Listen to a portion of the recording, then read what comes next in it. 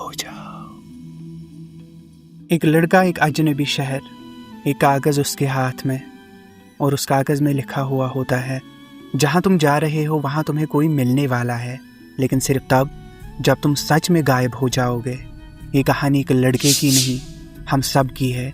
अजनबी शहर असल में इनर डिस्कनेक्शन का सिंबल है।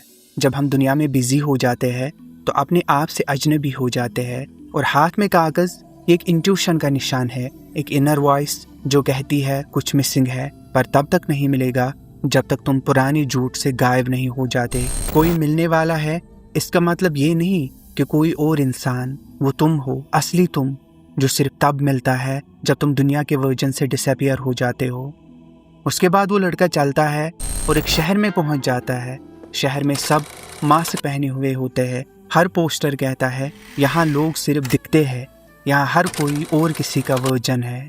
ये शरीर एक इल्यूजन है, सोशल मीडिया का, सोसाइटी का, एक्सपेक्टेशंस का, सब कुछ सरफेस पे सुंदर, अंदर से खाली। लोग खुद नहीं रहे, हर कोई किसी और का एडिटेड वर्जन है। इंसान रियलिटी से नहीं जी रहा बल्कि अपनी इमेज बना के जी रहा है। उसके बाद उस लड़के को एक फ़कीर मिलता है और वो उसको कहता है, बेटा गायब होना मतलब दुनिया से भागना नहीं, अपने झूठ से निकलना होता है।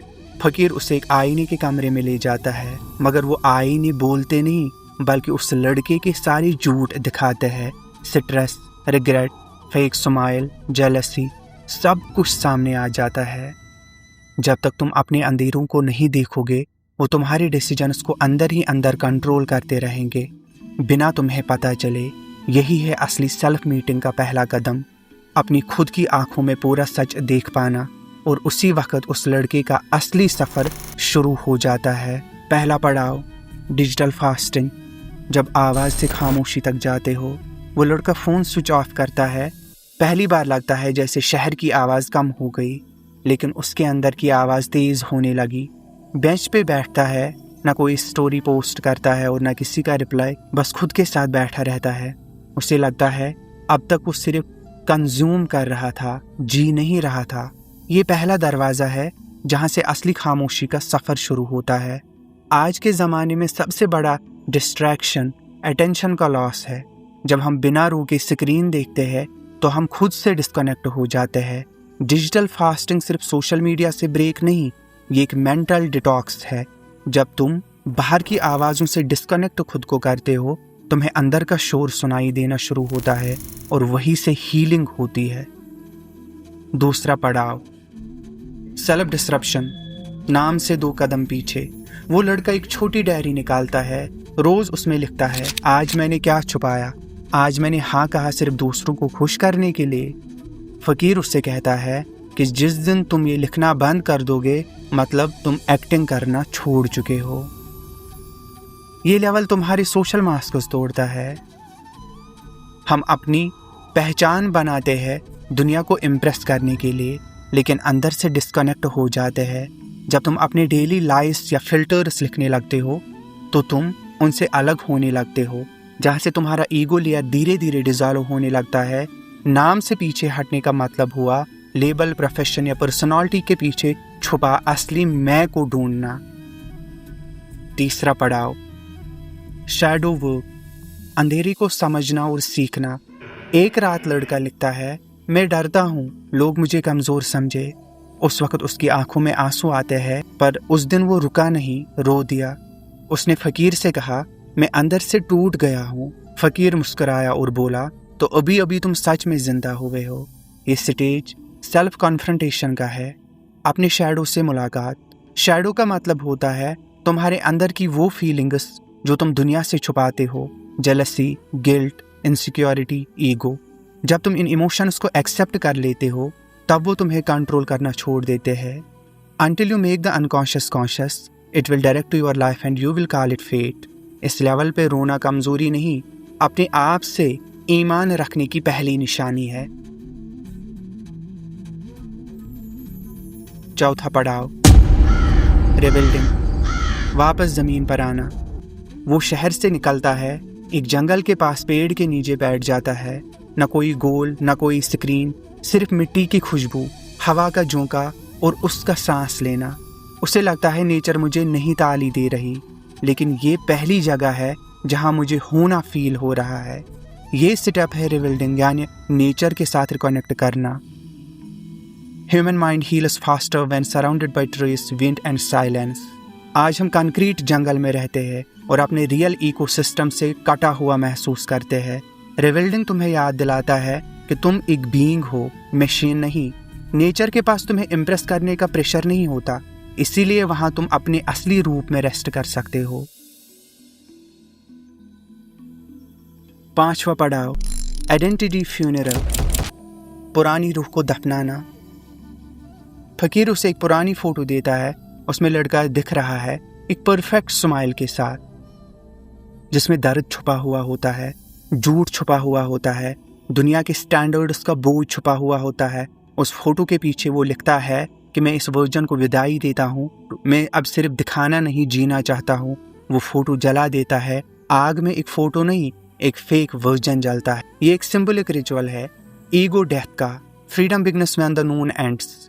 जब तक तुम पुरानी आइडेंटिटी से चिपके रहोगे, तुम नए सेल्फ को पैदा नहीं होने दोगे। वो फोटो सिर्फ एक तस्वीर नहीं होती, वो एक कंडीशनल सेल्फ इमेज होती है। जब तुम उसे अलविदा कहते हो, तुम सबकॉन्शियसली अपने अंदर के नए लेयर को स्पेस देते हो। ये लेवल कहता है अपने फेक वर्जन को रेस्पेक्टफुली दफनाना खुद से सच बोलने की इब्तिदा होती है। 6वां पड़ाव, सैक्रेड डिसिप्लिन, खुद को तोड़ कर तैयार करना। लड़का अब सुबह 6 बजे उठता है, पहले 10 मिनट चुप रहता है, सिर्फ खुद को सुनता है, फिर वॉक करता है, फिर पढ़ता है। वो हर दिन एक रूटीन बनाता है, फिर उसमें प्रेशर नहीं, आज़ादी होती है। पहले जहाँ डिसिप्लिन एक केज लगता था, अब वहाँ एक टेम्पल बन गया है। इस लेवल पर लड़का सीखता है कि फ्रीडम और स्ट्रक्चर दोनों एक दूसरे के दुश्मन नहीं, पार्टनर्स है। Start by cleaning your room. It's your first battle against chaos. जब हम लाइफ में कुछ रिचुअल सेट करते हैं, जैसे सुबह की साइलेंस, थोड़ी बॉडी मूवमेंट और माइंड फीडिंग, तो हम अंदर से अलाइन होने लगते हैं। डिसिप्लिन यहाँ पुनिशमेंट नहीं, सेल्फ रेस्पेक्ट का एक नया लेवल होता है। मुंह की बात छीन ली। जब तुम खुद को अपनी जिम्मेदारी दोगे, तभी तुम खुद के लीडर बनोगे। 7वां पड़ाव, सोल डायलॉग, रूह से रोज मुलाकात। रात होती है, लड़का एक कैंडल जलाता है, सब कुछ शांत है। वो लिखता है, आज किस मोमेंट में मैं असली था? क्या मैं किसी और का वर्जन बन गया था? क्या मुझ में कुछ मर गया और कुछ नया पैदा हुआ? उसके चेहरे पे सुकून है। अंदर अब भी आग है, मगर वो अब जलाती नहीं, रोशनी देती है। ये लेवल है सोल जर्नलिंग का, यानी रूह के साथ रोज एक रिश्ता। Man's deepest need is not comfort, it is meaning. रोज ये क्वेश्चन तुम्हारे अंदर एक मिरर खोलते हैं, जहां तुम अपनी जिंदगी का असली हिसाब लेते हो। ये सेल्फ डायलॉग तुम्हें एक इनर कॉम्पास देता है, जहां तुम समझते हो कि तुम किस वर्जन में जी रहे हो। रोज अपने आप से ये सवाल पूछना एक नए तुमको पैदा करने जैसा है। वो वापस उसी गली से गुजरता है। पोस्टर्स वही है, यहाँ लोग सिर्फ दिखाते हैं और दिखते हैं, यहाँ हर कोई और किसी का वर्जन है। मास्क पहने चेहरे अभी भी वही है, शहर का नॉइज अभी भी वही है, लेकिन उसके अंदर सब कुछ बदल गया है। अब वो लड़का सिर्फ देख नहीं रहा, वो समझ रहा है। अब वो सिर्फ रिएक्ट नहीं कर रहा, वो चूज कर रहा है। वो लड़का जिसे एक कागज मिला था, जहाँ जा रहे हो कोई तुमसे मिलने वाला है, आज उसने समझा वो कोई और नहीं, खुद वो ही था, और आज वो मिल गया है खुद से। असलियत कोई मेकअप नहीं होता, असलियत एक छोटा सा सच होता है, जो तब दिखाई देता है जब तुम गायब हो जाते हो। गायब हो जाओ, दुनिया को दिखाने के लिए नहीं, खुद को महसूस करने के लिए।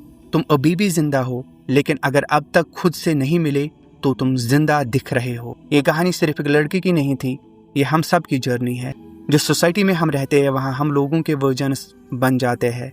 बेटा version, student version, employ version, achiever version, लेकिन हर वर्जन एक बैंडेड है, असली जख्म छुपाने के लिए। इस वीडियो ने तुम्हारे हाथ में एक आईना दिया है, जिसमें तुम सिर्फ अपना चेहरा नहीं, अपनी कहानी देख सकते हो। अगर तुम्हें लगा ये कहानी तुम्हारी थी, तो शायद वक्त आ गया है गायब हो जाने का।